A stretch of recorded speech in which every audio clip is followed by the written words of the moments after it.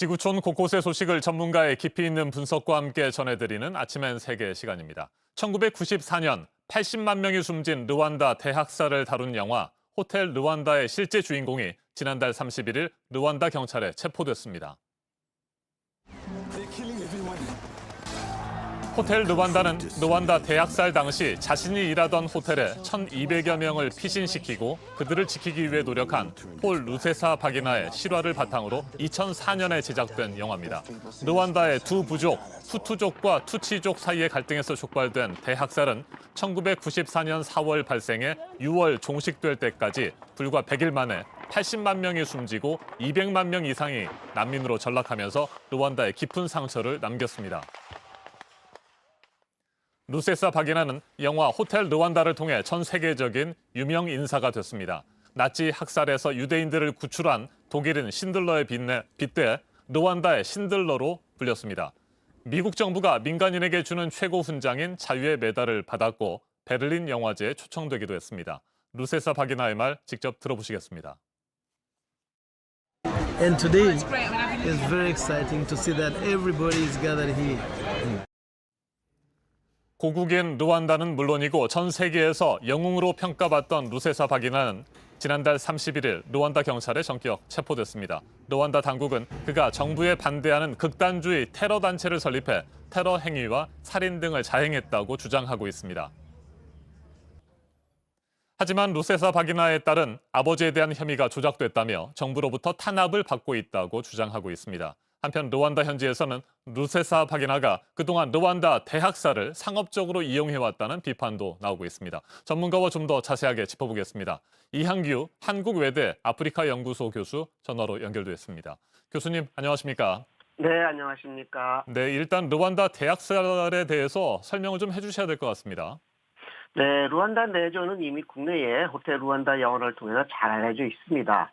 1994년 루안다 민족 대학살은 나치의 유대인 대학살 이후 인류사에서 두 번째로 제노사이드가 발생한 것이죠. 근본적인 원인은 벨기에 식민 정치가 있습니다. 소수민족을 통해서 다수민족을 억압하는 식민 정책이었고요. 그리고 물론 루안다 국민에게도 원인이 있습니다. 그러나 이러한 학살이 자행되고 있음에도 초기에 미국을 비롯한 선진국들이 자국 중심의 이해관계로 초기 대응을 하지 않아서 100일 동안 80만 명이 사망하는 인류 대재앙이 발생했습니다. 네. 이 영국과 미국은 루안다 사태를 제노사이드라고 명명하지 말자는 외교적 협상을 하기도 했죠. 네, 폴 카가메 르완다 대통령, 르완다 대학살을 종식시킨 뒤에 집권을 시작했고요. 20년째 장기 집권을 하고 있습니다. 르완다의 정국을 안정시킨 영웅이라는 칭송부터 독재자라는 비판까지 평가가 상당히 엇갈리고 있다고 들었습니다. 그렇습니까? 네, 동전의 양면을 갖고 있습니다. 1994년부터 집권한 카가메 대통령은 삼선을 금지한 헌법을 개정해서요. 이론적으로는 2034년까지 장기 집권에 마련했습니다. 그러니까 40년 장기 집권이 이제 가능해졌다는 거죠. 네. 물론 공과도 있습니다. 남아공처럼 민족 화해를 이루어서 루안다를 재건했고요. 대외 원조를 잘 관리해서 과감한 경제 해결로 2012년에는 13%의 경제 성장률을 달성했습니다. 이 당시에 아프리카의 전체 평균 경제 성장률이 약 4에서 5%인데 13%면 굉장히 큰 겁니다. 정치적으로는 물론 다당제를 선택했고요. 사회적으로는 아프리카에서 밤에 또 나대릴 수 있을 정도로 치안이 가장 잘된 국가로 평가를 받고 있습니다. 하지만 장기 집권을 통해서 폴 카가메 대통령은 모든 형태의 반대를 억압하고 야당 정치를 투옥하거나 추방해왔습니다. 이에 대해서 국제인권 NGO단체 휴먼 라이츠 워치는 직결처형, 체포, 불법 고문에 대해서 지속적으로 비난해 왔습니다. 최근에는 대통령이 사망했다는 소문까지 돌고 있다는 점에서 이것이 민심을 대변하는 것이 아닌가 그런 생각을 합니다. 네. 폴 루세사 바기나 카가메 대통령에 대한 비판 활동을 벌여왔습니다. 그래서 이번 체포가 그에 대한 탄압이라는 주장도 앞서 전해드린 것처럼 나오고 있는데 교수님은 어떻게 보세요? 뭐 2010년 이후 정적들, 뭐 정치인, 기자, 일반 시민을 포함해서 이들이 체포 혹은 살해되는 경우가 종종 있어 왔습니다. 이번 사태도 저는 그 과정의 일부라고 봅니다. 다만 투시족 출신 루세사바기나는 이미 카가메 장기 집권과 집권당에서 끊임없이 비판해 왔고요. 벨기에 망명 중에는 루안다 민주변화 운동을 창설하였다는 점에서 현 정권에서는 당연히 눈에 가실 수밖에 없습니다.